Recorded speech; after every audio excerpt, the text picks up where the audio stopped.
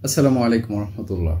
In the name of Allah, Eid al-Adha has returned to us once again, carrying the profound message of sacrifice, devotion and compassion. This sacred occasion is not just a celebration. It is a powerful reminder of our commitment to Allah subhanahu wa ta'ala and our responsibility to serve humanity. The noble story of the Prophet Ibrahim alayhi salam and his son Ismail alayhi salam teaches us the true meaning of submission, faith and selflessness. Their willingness to sacrifice everything only for the pleasure of Allah Almighty, and that inspires us to reflect on our own lives.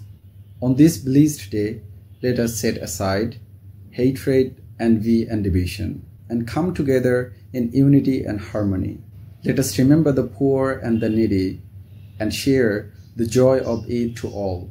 May Allah accept our sacrifices and bless our lives with peace, prosperity and endless mercy. Wishing you and your loved ones a joyous and blessed Eid al-Adha. Eid Mubarak.